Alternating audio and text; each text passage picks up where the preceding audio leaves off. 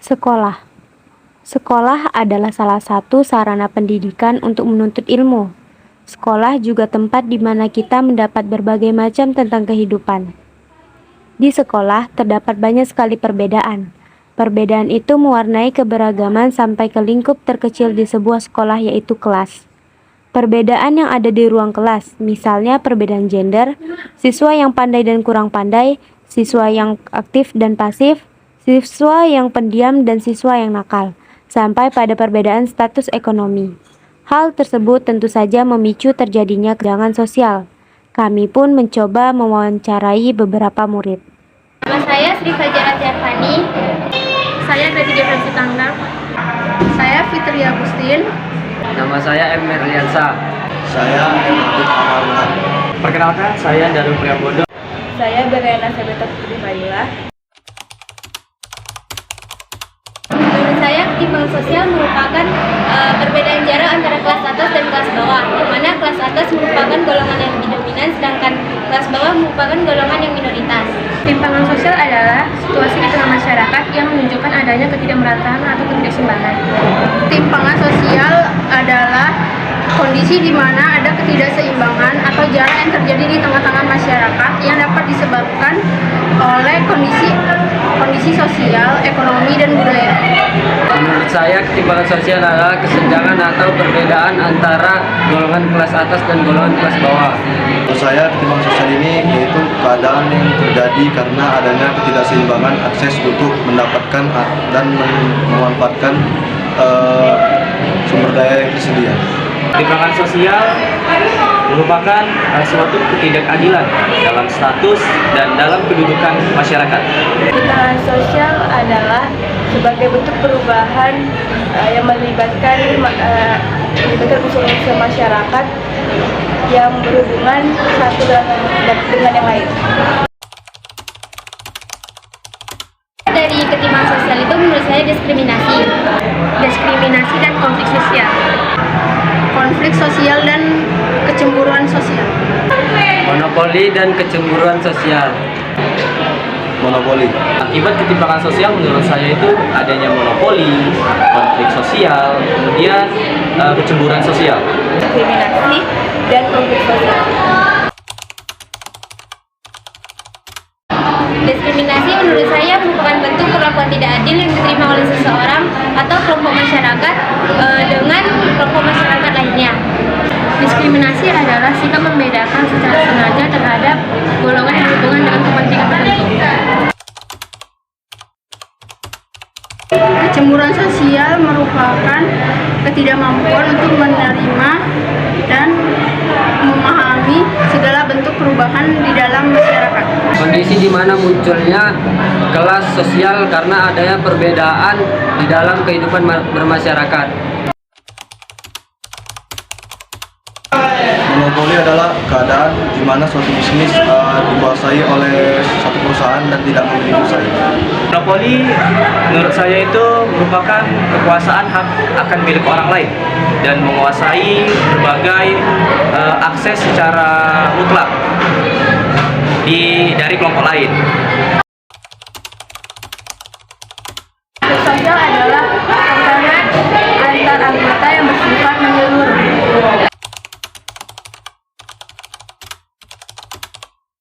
Saya pernah mengalami ketimpangan sosial, tepatnya di dalam kelas.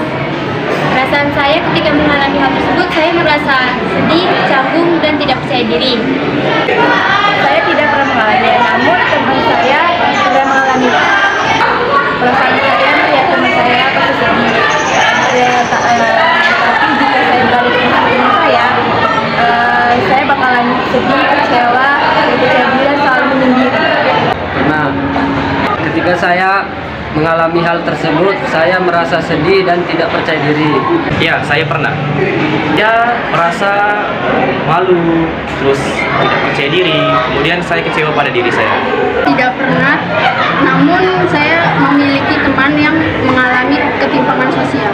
Ketika teman saya mengalami ketimpangan sosial, saya melihat dia merasa sedih, kurang percaya diri, dan selalu menyendiri.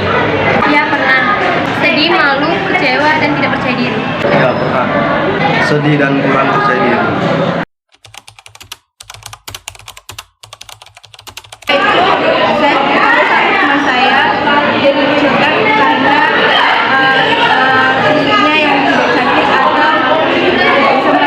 sehingga teman-teman saya menjauhinya dan membuat dia selalu mengenal. Dari hal tersebut saya merasa ada diskriminasi terhadap teman saya sehingga dia menjadi lingkupnya.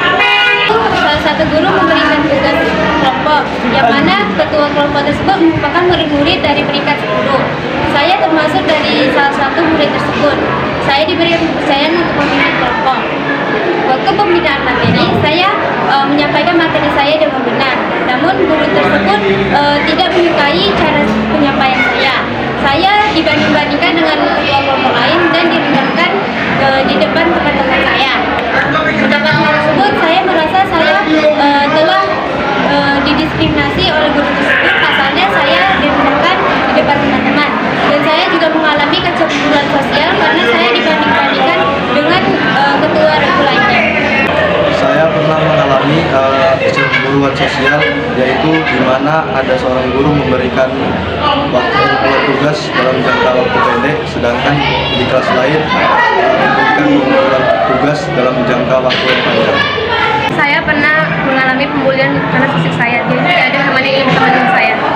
Saya menyadari saya mendapati diskriminasi dari teman-teman. Saya mempunyai teman si A dan si B. Teman saya si A selalu berpakaian rapi dan mempunyai banyak teman, sedangkan teman saya si B selalu berpakaian lusuh dan selalu menyendiri. Kali dia menerima hinaan dan ejekan dari lelaki.